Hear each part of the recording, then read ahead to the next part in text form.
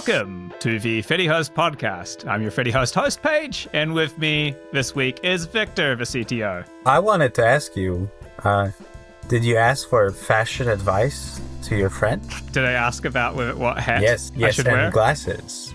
Okay, can I tell you about the swing dancing? I've been trying to do some swing dancing. Victor thinks that I should wear these glasses. Yes. With this hat. That's perfect. I think that it looks silly. Like a guy who's basically dressing up for Halloween. If they weren't sunglasses, like if they were normal prescription, I think it would be like chef's kiss. So I could just punch out these lenses. Yeah, punch out the lenses. That's true. That's what I could do with these glasses, which cause all the reflection challenges when we're filming. How about that, Victor? That's kind of cool. Yeah, no? Yeah. Guy really doesn't care. Okay, so for the rest of this episode, I can't really see properly, but I will attempt to complete this episode looking like Victor's ideal of a swing dancer. Yes.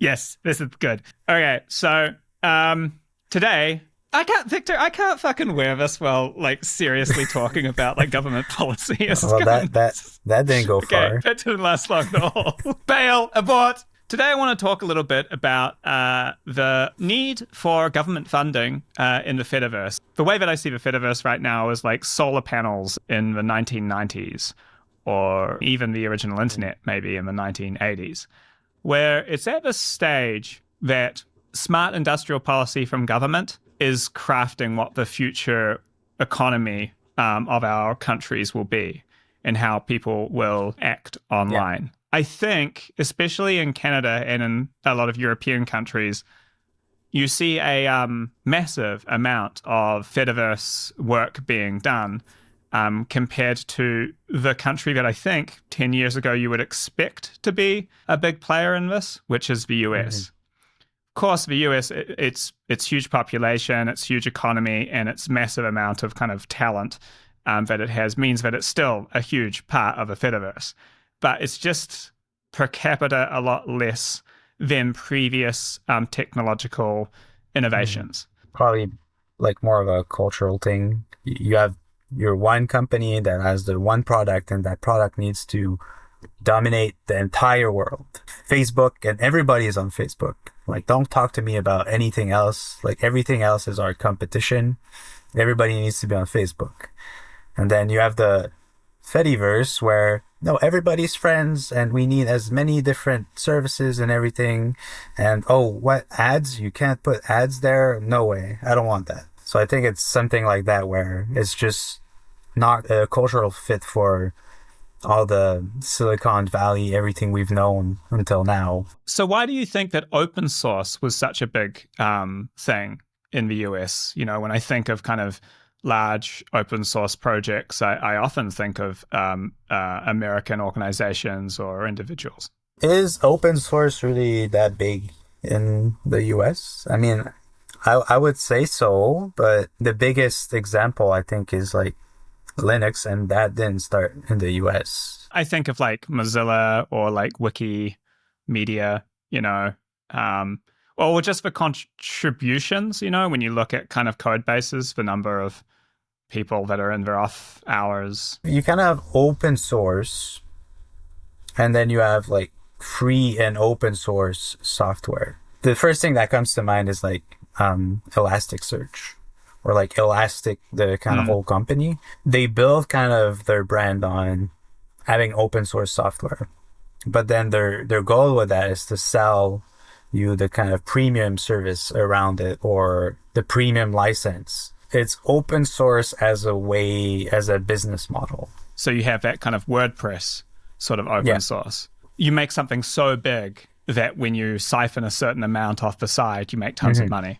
Yeah. And so the Fediverse, I guess, is so incredibly disruptive, and the opportunity to make money is not really very evident with it. And so maybe it seems like more of a threat, and it's a bit more like the Detroit auto industry reacting to Japanese car manufacturers in the 80s. It's just like, this is bad news. these guys are really good. Yeah. They have 100% of the market, and it's only going to take away from that. So they're less interested in getting involved. Then again, like, Meta has with Threads integrated with ActivityPub. However, have you noticed that's kind of stalled out? They don't talk about it a lot. I think Thread's probably really good. I wish it was better at federating. Like, is it really that hard to make it like fully compatible? Like, really, like, people can't follow. Like, I don't know because I remember signing up for Threads. I was like, I'm gonna see like how good the federation is, and I couldn't even follow my like Mastodon account. I was like, what the fuck? They're like, you can interact with the Fediverse, but don't follow anyone from there because we can't moderate it. Because it's time to get back to our roots around money, naked women. You kind of get the sense that there's like a few individuals that are like, yeah, let's do this.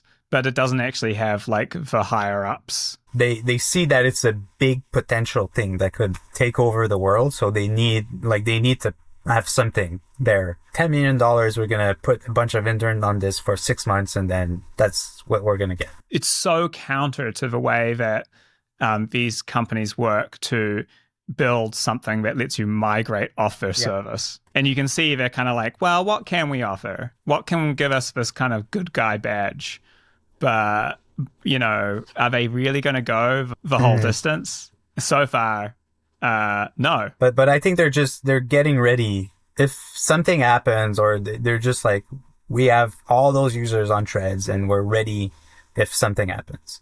I mean, it reminds me so much of politicians making promises about reforms that would, say, reduce their campaign financing or the way that they get elected. They slow roll the reform. They kind of get in and you're like, okay, we voted for you for this thing. And then they're like, oh, yeah, we've got a working group. And then they're kind of like, oh, we don't really know if people want this. Is there agreement over this? And, we're not doing it. We're working on it, just very slowly. And then the next election rolls around and it kind of comes back up. They're like, yes. Like if we get elected this second time. Totally gonna do it. I think institutions really preserve their own interests. They fight and fight and fight until the rubber band kind of snaps. The reality is, like, there won't be many companies that have that foresight. The other opportunity, I think, is for industrial policy.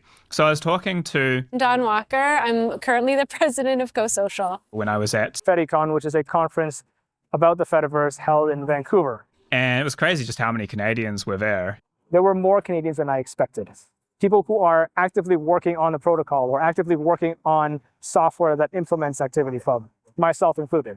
Even people living in America. Yeah. Kind of wondering if, you're not Canadian, but you're kind of...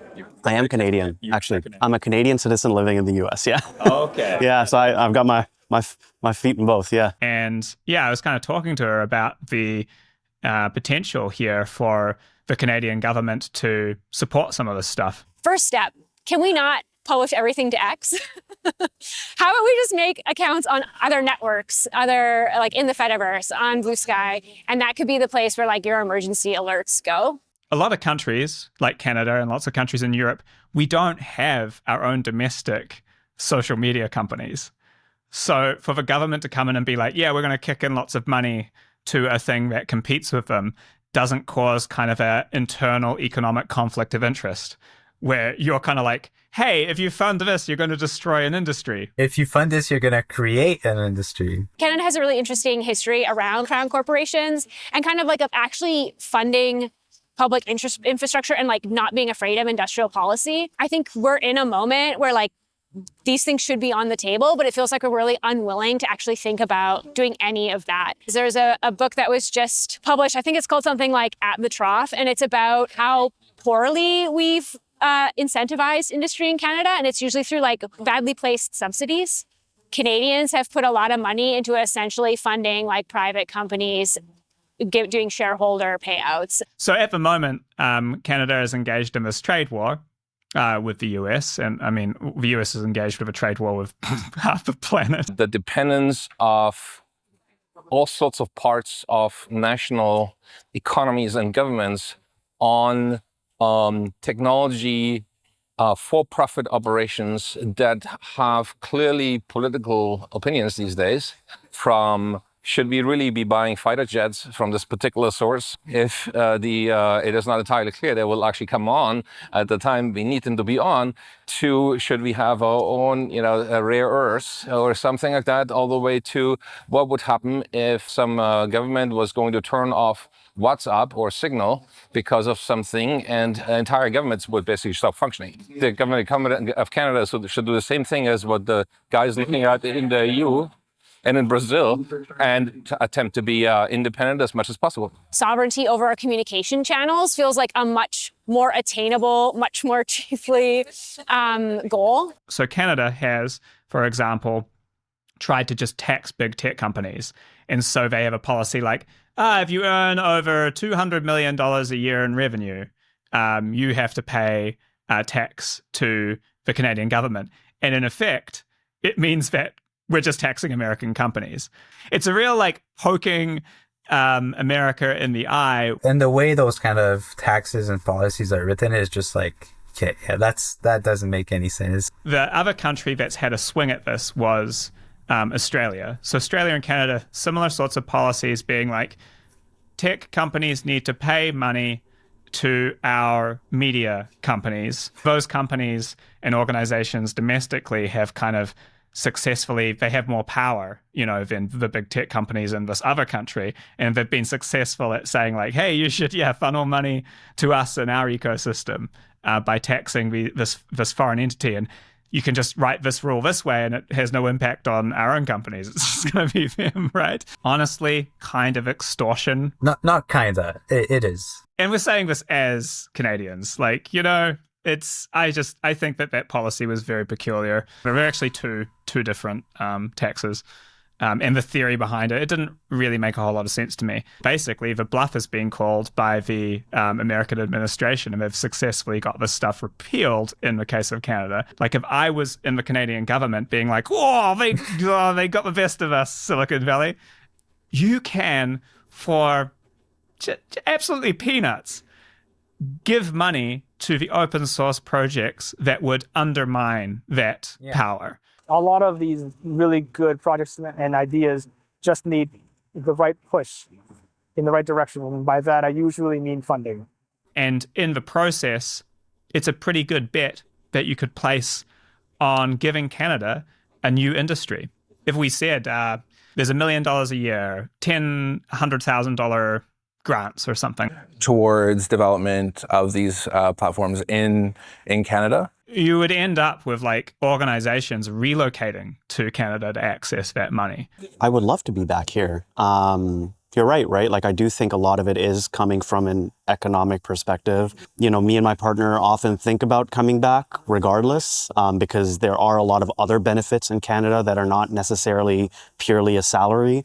It's something we think about all the time. I'm not going to stand here and pretend like it's just the money, but it is one of the reasons. And you'd create that kind of ecosystem. So I think for the government, maybe they're like, well, taxing doesn't cost us anything. We just get money, right? So if you tax people, you just get free money. Well, it's not free money, but if you were to fund something, then now you need to open your wallets and actually give that money away. And maybe they're a little bit hesitant about it. And just, I don't know, we don't want to spend more money. We want to get more money in our wallets. But that small grant that you would give would go a really long way. And in the end, I think the chances are pretty high that you would get a return on that investment. So the way that I look at it is, yes, it's not the tax revenue that they were hoping for. We lost that battle, but how can we win the war? This is a really great way to do it. Help build stuff here, building localized services for your citizens and your communities are going to be a better way to make sure that they're not being influenced by outside powers. I think that it's super important to build internally while still being able to interface with external communities as well, right? You no longer have to worry about network effects. All you have to worry about is building the platform and making it accessible to your communities locally. So fund. Which I think is a much smarter industrial policy than a lot of the things that we do in Canada. We're looking to spend $10, $20 billion on oil pipelines, which is such a kind of the old conception of what Canada is, and quite sad to see. Like, we're just a lumber mill, materials for hats for Europeans, you know, like it's just beaver pelts in the 21st century, you know. Totally sovereign EVs, like the amount of effort, the amount of time to like fund that, and like when that payoff happens, it's not something that the Canadian government has proven historically good at funding. Like, it'll just change during the next cycle. Instead, yeah, like if we already have like a lot of homegrown talent, we have people moving here in this moment when, you know, like we can sort of like capture and maybe pull in, you know, even more of that like expertise. We could be like mobilizing at like a war effort level of like industrial policy. The future of the country that I'd like to see is a service-based economy where it's like people's brains are the asset that Canada has, you know, our diversity and our, you know, ecosystem of like idealistic enterprises and a different way of doing technology to what's been done for the last 20 years. Curious to know if anyone else is kind of thinking about this in a similar way, if there's any other groups that are lobbying on this to get things through this development phase and into the point where it's a self-sustaining industry. I think there is a potential for a coalition to come together who have similar kind of ideas about national sovereignty with respect to key technologies. We need to create not the Silicon Valley, but the Maple Mountain. What's his tech about that, though? Nothing. You just have to know.